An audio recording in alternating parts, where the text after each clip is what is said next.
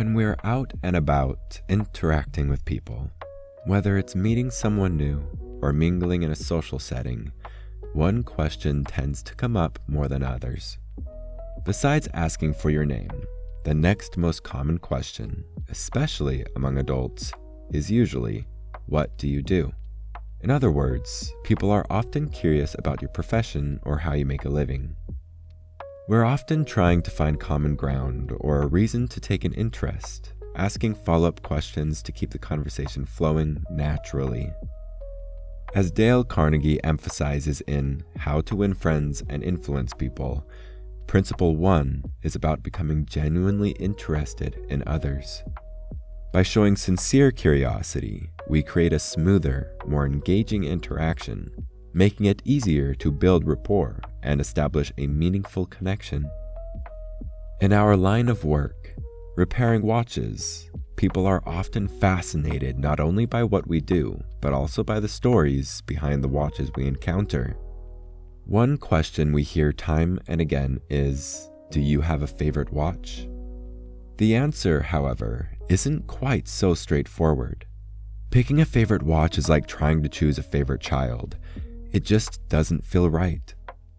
That said, countless extraordinary timepieces have passed through our facility, continuing to impress us every day.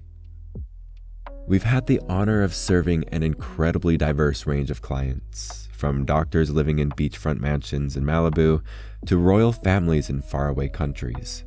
We've served clients from small countries like the US Virgin Islands to larger nations such as Australia.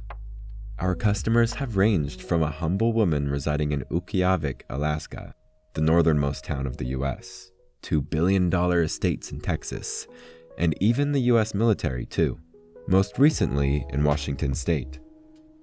Thankfully, the list of remarkable individuals and organizations whose timepieces we've worked on continues to grow.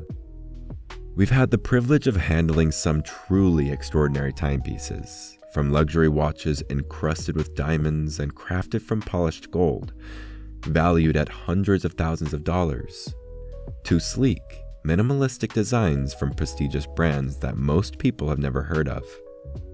One particularly iconic piece was a gold-toned quartz with intricate engravings, once owned by the king of rock and roll himself, Elvis Presley.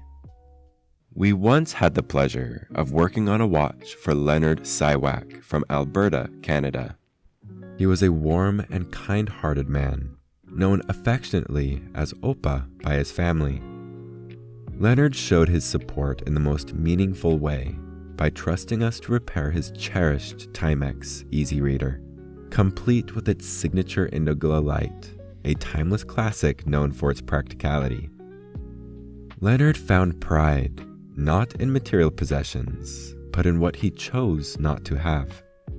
For him, saving money was a virtue, and in his eyes, nothing was disposable. Everything was worth fixing. At his funeral, it was said that 3 generations, his son-in-law, grandson, and great-grandson, each stood up to share their memories.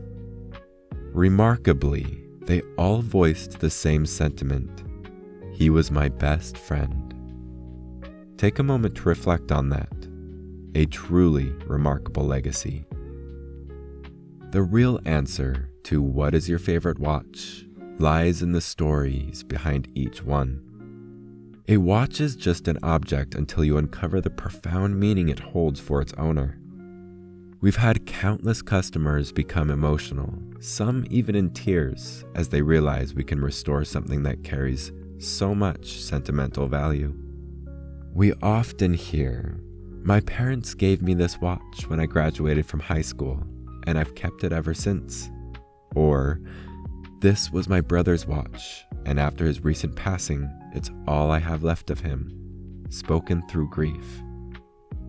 One story that stands out is of a customer we had from Ohio who, after 50 years, decided to wear his late father's watch, only to discover it was missing.